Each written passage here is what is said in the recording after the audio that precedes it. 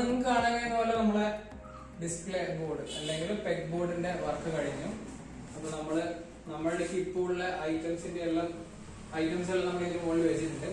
ഇനിയും കുറെ സാധനം വെക്കാനുണ്ട്. വെൽഡിങ്ങിന് യൂസ് ചെയ്യുന്ന മെറ്റൽ ക്ലാമ്പ്, മാഗ്നറ്റിക് ക്ലാമ്പ്, അങ്ങനത്തെ കുറെ സാധനങ്ങളും പിന്നെ ക്ലാമ്പുകൾ തന്നെ കുറെ ക്ലാമ്പുകൾ ഉണ്ട്.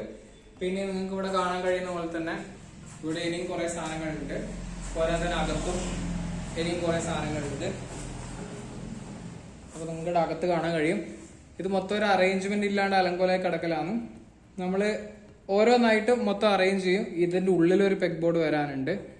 അപ്പം നമ്മള് ഡെയിലി യൂസിന്റെ, അതായത് റഫായിട്ട് യൂസ് ചെയ്യുന്ന റഫ് വർക്കിനുള്ള ടൂൾസ് എല്ലാം ഇവിടെ ഉണ്ടാവും. അതുപോലെ തന്നെ ഞാനിപ്പോ വിചാരിക്കുന്നത് തൊട്ടടുത്തായിട്ട് വേറെ ഒരു പെഗ് ബോർഡ് വേണമെന്ന് വിചാരിക്കുന്നത്. ഡ്രിൽ ബിറ്റുകളും അങ്ങനത്തെ ഡ്രില്ലിങ്ങുമായിട്ട് സംബന്ധിച്ച എല്ലാ ഐറ്റം വെക്കാൻ വേണ്ടിയിട്ട്. അപ്പൊ നമുക്ക് ഇവിടെ ചെറിയൊരു ടേബിൾ വരും. നമ്മൾ ഇവിടെയാണ് ഡ്രിൽ പ്രസ് വെക്കുക. ഇവിടെ ഡ്രിൽ പ്രസ് ആയിരിക്കും. ഇവിടെ കട്ട് ഓഫ് സോ ഉണ്ടാവും. പിന്നെ ഇവിടെ വൈസ് ഓൾറെഡി ഫിക്സഡ് ആണ്.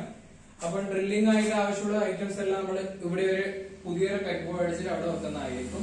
അതുപോലെ തന്നെ ഇവിടെ വന്നിട്ട് ഓൾറെഡി നമ്മളിപ്പോൾ ഉള്ള ടൂൾസും പിന്നെ നമുക്ക് എന്തെങ്കിലും ആഡ് ചെയ്യാൻ കഴിയുമെങ്കിൽ നമ്മൾ വിട്ടുപോയിട്ടുണ്ടെങ്കിൽ നമ്മൾ അത് ആഡ് ചെയ്യുന്നതായിരിക്കും. അപ്പം സിമ്പിൾ ആയിട്ട് നമ്മുടെ കൈകളിലുള്ള ഐറ്റംസ് വെച്ചിട്ട് എങ്ങനെയാണ് നല്ലൊരു ക്വാളിറ്റി പെഗ് ബോർഡ് ഉണ്ടാക്കാൻ ഞാൻ കാണിച്ചു തന്നു.